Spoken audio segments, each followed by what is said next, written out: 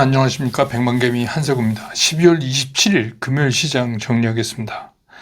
뉴욕 시장은 말씀드렸지만 사실상 큰손 시장에서 그 큰손이라고 할 수 있는 그 대형 펀드들의 주요 그 펀드 매니저들은 이미 다 휴가에 들어간 상태이기 때문에 시장이 소규모의 그 거래량과 움직임만 보이면서 혼조 상태에서 마감을 했습니다. 문제는 지금 우리나라 시장인데, 우리나라 시장은 이제 의외로 간단해요. 그 우리나라 시장의 하락으로 가는 결정적인 이유가 됐던 그 전국 불안이 이게 아직도 진행형이고, 진행형인 게 어떤 방향을 잡아서 진행이 되는 게 아니라 그 방향조차 이제 가늠하기 더 힘들어지면서 오늘도 이제 주식시장 그리고 환율이 굉장히 어려움을 겪은 그런 날이었습니다.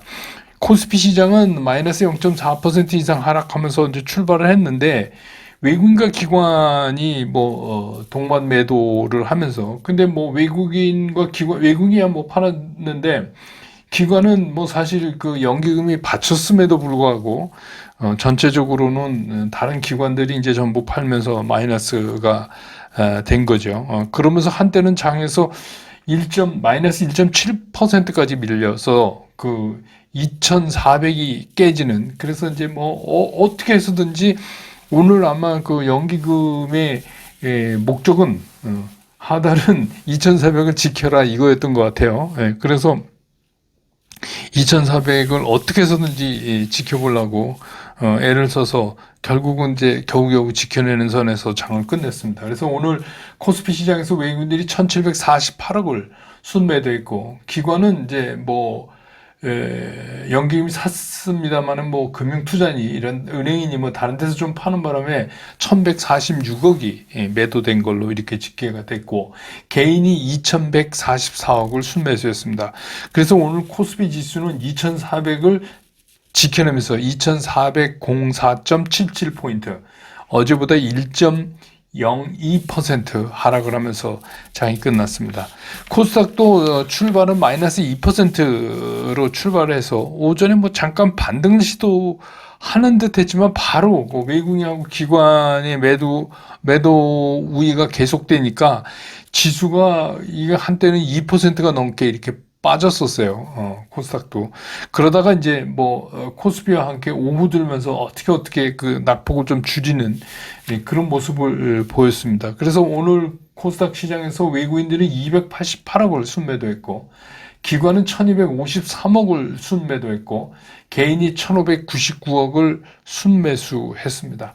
그래서 오늘 코스닥 지수는 665.97포인트, 어제보다 1.43% 하락을 하면서 금요일장을 마감을 했습니다. 기술적으로 보면 지금은 양시장 모두 기술적 분석이 사실 의미가 없어요. 왜냐하면 지금 시장을 짓누르고 있는 시장 하락의 요인이 너무 명확하기 때문에 사실은 기술적인 그런 것도 왜곡된 게 많잖아요. 지금 연기금이 참여라든지 등등 해서, 그렇다면은 그게 해결되는 거기 때문에 오히려 이제 시장 되게 그런 면에서 심플해졌다. 환율은 오늘 장중에 이제 거의 고삐가 풀렸죠. 그래갖고 1,486원 70전까지 갔었습니다. 그랬다가 당국의 적극적 개입으로 다소 누그러지는 모습을 보였습니다만, 오늘 개입이 이게 그래갖고 지금 이제 환율이 1,471원, 70전 이렇게 이제 가고 있는데, 이것도 좀 조심해야 됩니다. 제가 늘 말씀드리지만 이런 상황에서 환율을 그렇게 개입을 많이 하면 실탄만 쓰게 돼요. 실탄만. 근데 오늘 너무 심하게 개입해. 이거 제가 말씀드렸죠. 언발에 오줌 누는 거라고. 이렇게 되면 더 튀어올라요, 환율이. 그 다음에. 그리고 이제 정말 다행인 건, 이런 이제 외환 쪽에 공격을 하고 있는 대규모 헤지 펀드들이 지금 휴가 중이라 그나마 다행이에요. 근데 여기서 자꾸 우리 실탄을 이렇게 소모할 거는 좀 아닌 것 같다는 생각이 저도 들어요. 물론 이제 환율이 올라가는 게 굉장히 중요하긴 하지만, 아무튼 제 의견은 그렇습니다.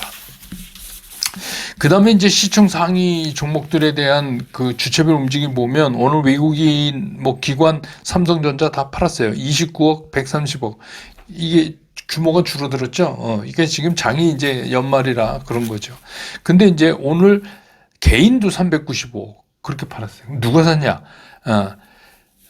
자사주 556억 정도 산 것 같고 보니까 연기금이 242억 사고 그랬습니다. 삼성전자는. 반면에 이제 SK 하이닉스는 외국인이 179억을 샀고 기관이 54억을 샀고 LG 에너지솔루션도 외국인 44억, 기관이 136억. 삼성 바이오로직스는 외국인은 43억 샀는데 기관은 오히려 팔았고 현대차, 기아 뭐 다 자동차는 외국인은 팔고 기관은 사고 기관이 산 거는 별로 중요하지 않아요. 이건 이제 지수 관리 때문에. 근데 셀트리온이 오늘 외국인과 기관이 동시에 다 팔았습니다. 167억, 85억 이렇게 파는. 네이버는 외국인들이 214억을 샀는데 기관은 121억을 팔았고 조선 쪽에 HD 현대중공업은 외국인 기관이 전부 매도를 했습니다. 73억, 49억 그렇습니다. 그 다음에 이제 코스닥에서 알테오세는 외국인이 600억이나 팔았어요. 그 다음에 이제 기관은 687억을 팔고, 이건 무섭습니다. 외국인 기관이 동시에 다 매도를 하고. 그 다음에 이제 에코프로비엠은 외국인은 176억을 샀는데 기관이 38억 팔았고, 에코프로도 외국인은 86억 사고 기관이 38억 팔았고, HLB는 외국인이 117억 사고 기관은 33억 팔았고, 리가캠바이오는 외국인이 131억 팔고 기관은 14억 사고 그랬습니다. 그럼 오늘 이제 섹터별로 보면 어제 미국 시장 영향을 받아서 역시 이거 이제 제가 계속 말씀드리잖아요. 이제 이거가 새로운 섹터로 자리 잡았다. 양자 컴퓨팅 관련된 겁니다. 그래서 이제 어제 미국 시장 영향도 좀 받고 이게 이제 본격적으로 새로운 섹터로 본격적인 자리매김을 해가는 거 아닌가. 그리고 또 이제 뭐 AI와 함께 이건 뭐 뗄래야 뗄 수 없는 그런 섹터가 점점 돼가는 것 같다. 이런 말씀 드릴 수 있고. 반도체 밸류체인 중에서는 그 반도체 밸류체인 중에서도 특히 이제 여기를 잘 보셔야 될 것 같아요.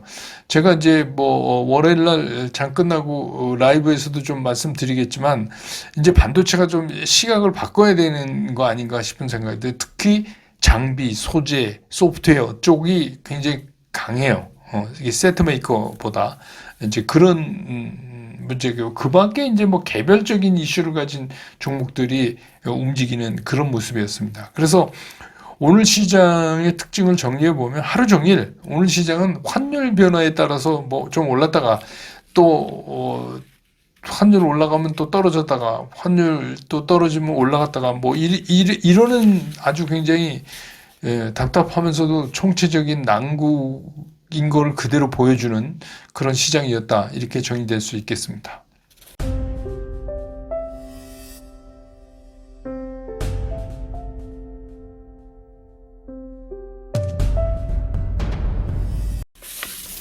시장을 보면 우리가 이제 뭐 핑계 없는 무덤이 없다 이런 얘기 많이 하잖아요. 근데 이제 시장에서도 시장이 빠지는데 이유 없이 빠지는 시장은 없습니다. 이유 없이 빠지는 시장은 없어요. 이유 없이 안 맞는 건 골프밖에 없습니다. 여러분 골프 치실 때 그런 얘기 많이 하시죠. 이상하게 오늘 왜 안 맞는지 모르겠네. 뭐 이런 경우 있죠. 이제 그것도 엄밀히 따져보면 뭐가 잘못된 게 있는 건데 이제 우리가 통상적으로 그렇게 얘기를 많이 하죠. 여러분들 그런 경험 많으시죠. 저도 많습니다. 그런데 그 시장이 빠질 때는 우리가 이유를 모르는 거는 우리가 잘 모를 뿐이지 곧 이제 시간이 지나면서 그게 밝혀지고 그래서 빠졌구나 이제 이렇게 알게 되죠. 그렇기 때문에 결국 시장은 이유 없이 빠질 때는 절대로 없다. 이유 없이 빠지는 날은 없다. 시장은. 그럼 시장이 이렇게 빠진다. 시장이 계속해서 빠진다. 하는 거는 그 어떤 문제가 있는 거예요. 근데 이제 자금의 이제 우리 시장의 붕괴는 사실 정확히 얘기하면 12.3 비상계엄부터 시작이 된 겁니다. 그렇지 않아도 이제 그 전까지만 해도 트럼프 2기 행정부 출범을 앞두고 우리 경제가 받을 수 있는 충격이 만만치 않기 때문에 우리 이제 굉장히 걱정을 많이 해서 굉장히 그러지 않아도 위축되어 있던 시장이었는데 이제 지금부터 하는 얘기는 저보고 막 좌빨이라고 댓글 다는 분도 뭐 그거 겁나서 그러는 건 아니고 이제 뭐 재밌습니다. 그런 분도 그런데 뭐 그게 뭐 이제 백만개미에 와서 그런 거 달아갖고 무슨 소용이 있겠어요. 저기 정치 그거 하는데 김어준 뭐 그런 데 가서 달아보시지. 근데 이제 그래서 시각을 바꿔서 얘기하면 이게 나라를 망치려는 국회를 살짝 겁주기 위해서 물론 이건 이제 뭐 윤 대통령 주장이지만 고도의 통치 행위인 비상계엄을 선포하면서 이게 이제 시작이 된 거죠. 물론 이제 어떤 분들은 이게 망국적인 그 막 탄핵 폭주, 입법 독재 뭐 이런 걸 야당이 먼저 했기 때문에 거기서 시작된 거다 뭐 그런 분도 있지만 이제 중요한 건 그게 아니고 이 환율이 급격하게 올라가기 시작한 거나 이런 게 그 우리 정치 이슈랑 관계돼 있어요. 예를 들어서 12월 3일 날 계엄이 딱 비상계엄이 발표되고 터졌을 때 그 NDF 시장, 그러니까 우리 말고 이제 그 여계에서는 막 이게 1427원으로 팍 하고 뜹니다. 그랬다가 이제 몇 시간 만에 계엄 해제됐죠. 그러니까 다시 떨어졌어요. 그랬다가 그 계엄 그 대통령 탄핵이 첫 번째 탄핵 시도가 이제 실패됐잖아요. 안 됐잖아요. 국회에서. 그러니까 다시 환율이 올라갑니다. 예. 그랬다가 탄핵 소추가 가결되니까 다시 환율이 떨어졌어요. 그랬다가 이제 오늘 이제 그 점점 이제 시간이 흐르면서 뭐 대행이 뭐 할 수 있네 없네 뭐 대법관 뭐 이런 것도 불투명하고 또 그러면서 한쪽에서는 6명 갖고는 하면 안 된다 뭐 이러고 이제 뭐 이게 그러니까 우리나라 그 정치적 혼돈을 보는 시각이 되게 불분명한 거예요. 이 사람들도 막 흔들리니까 야 이게 어디로 튈지를 모르겠는데 뭐 이제 이런 생각을 갖게 하는 거죠. 그러니까 이게 정리되지 않는 한 우리 시장은 안 된다 이거예요. 제가 아주 딱 잘라서 말씀을 드리는데 안 됩니다. 이거는 왜냐하면 여러분 같으면 이런 나라에 사겠어요 주식을? 주식뿐만 아니라 뭐 채권도 사시겠어요? 아니죠. 근데 뭐 우리나라가 망해서가 아니라 혼란스러워. 그러니까 시장에서 금융시장에서 제일 싫어하는 게 불확실성이에요.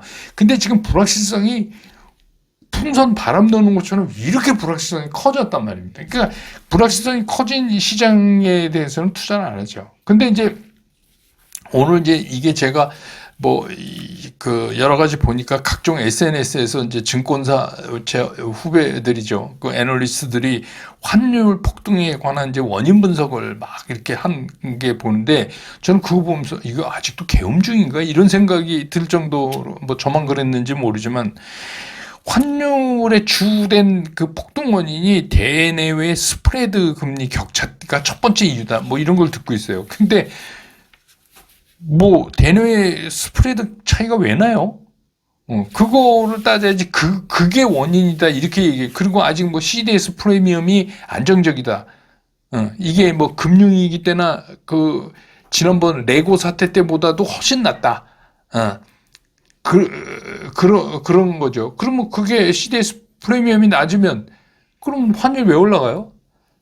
그러니까 걱정할 거 없다. 이런 얘기인 것 같은데, CDS 프리미엄이라는 게 뭐예요? 빚을 못 갚을 거에 대한 일종의 보험 가격 아니에요?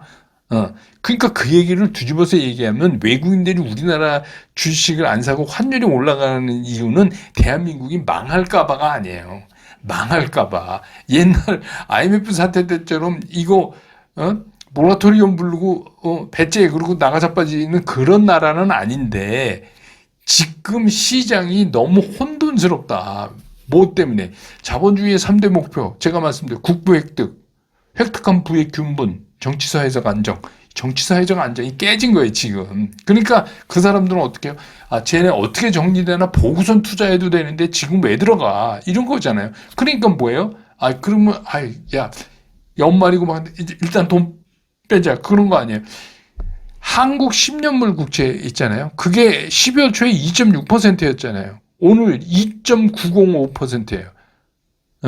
또 그런 거는 얘기 안 해요. 그래서 이게 무슨 알아서 기는 건지 위에서 그러라고 그런 건지 그렇게 쓰라고 그러는지 무슨 환율 급등의 요인이 정치적 불안이고 계엄령 때문에 그런 거지 뭔 소리를 하고 있는 건지를 모르겠어요. 그거 정치적인 혼란 정리되면 이거 그냥 가라앉아요. 제가 계속 얘기하잖아요. 그러니까 그게 혼돈을 보이는 사이에 우리 아까운 돈을 한국은행 실탄 얼마나 남았나 저는 뭐 알 수가 없지만 짐작컨대 상당히 많이 줄었을 것 같은데 그거 있죠?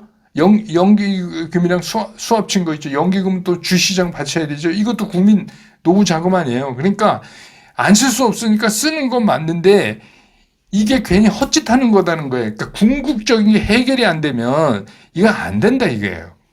궁극적인 게 해결이 안 되면. 그러니까 그냥 가장 중요한 건 그거다 이거예요. 제가 그래서 계속 말씀드리잖아요. 그게. 예. 그래서 그럼 뭐 달러가 강세인데 그게 달러가 강세 때문에 우리 환율이 그랬다. 그럼 왜 우리만 그래? 다른 나라는 왜 안 그래고? 그리고 왜 딴 데는 오르는데 우리 주식이 빠져요?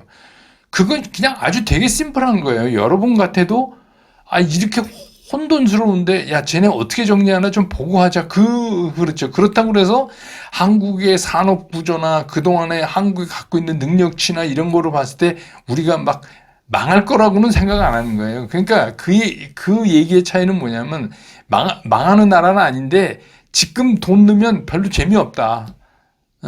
그런 얘기예요. 그러니까 어떻게 해요? 걔네는 기회비용이니까 돈 넣으면 재미없으면 빼서 딴 데 가야죠. 되게 간단한 거예요. 그러니까 그 시장은 지금 그렇게 보는 거예요. 그러니까 모든 우리의 환율 불안과 이 시장 하락의 그 원인은 딱 한 군데로 밀집되어 있다.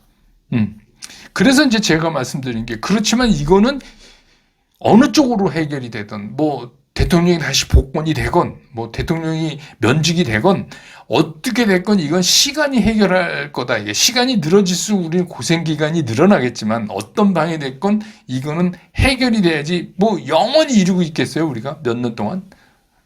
그러다 뭐 대통령 임기 끝나게요. 그러니까 그렇게 되면 안 되지만 이게 주식시장 입장에서는 짧을수록 좋고, 그래서 제가 봄은 반드시 온다. 근데 그걸 준비하자.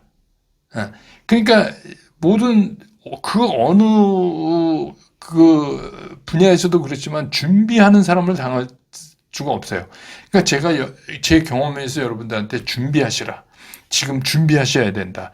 그래서 인베스트먼트 풀을 만들고 이 시장이 여차저차해서 정리가 돼서 이제 탁 하고 외국인이 들어오고 이제 그때가 되면 우리 시장이 빠져 있기 때문에 얼마나 싸요. 그때는 이제 싼 게 정말 빛을 발할 때죠.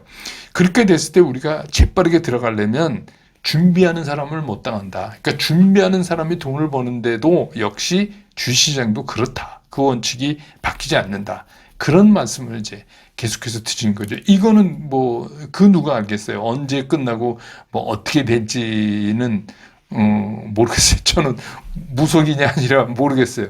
이건 모르는 게 정답인 것 같은데 모르죠. 또 무속적으로 센 분은 알지도. 그래서 이제는 뭐 주식 이거를 무속인이 해야 되는 거 아닌가 하는 생각도 들고 뭐 그렇습니다. 그래서 뭐 사실은 그 힘들지만 어떻게 보면 겨울이 춥지만 봄이 온다는 거를 보면서 이제 우리가 추위도 이겨내고 뭐 이러는 것처럼 지켜볼 수밖에 없지만 그래도 봄은 온다 이런 생각을 가질 수밖에 없고 오늘이 이제 그 마지막 금요일인데 금년 2024년에 오늘 금요일이고 그래서 슬건생에 제가 그 김광석의 거리에서라는 노래를 올려놨습니다. 예. 그래서 참 그 올해는 또 거리에서 이런 일이 없어야 되는데 거리에서 많은 사람들이 또 새해를 맞아야 되는 것 같아요. 뭐 이쪽은 이쪽대로 저쪽은 저쪽대로 뭐 그럴 것 같아서 참 가슴 아픈 연말이다. 그렇지만 하여튼 백만개미 당원 동지 여러분 뭐 올 한 해 동안도 고생이 많으셨고 특히 이제 시장이 이래서 더 아프고 아리고 그러실 텐데 그래도 봄을 기다린다 이렇게 좀 생각하시면서 기다릴 수밖에 없지 않나 이런 생각이 듭니다. 그래서 주말 잘 따뜻하게 보내시고 저는 이제 월요일 올해 마지막 거래일 장 끝난 다음에 다시 여러분 곁으로 돌아오겠습니다. 여러분 고맙습니다.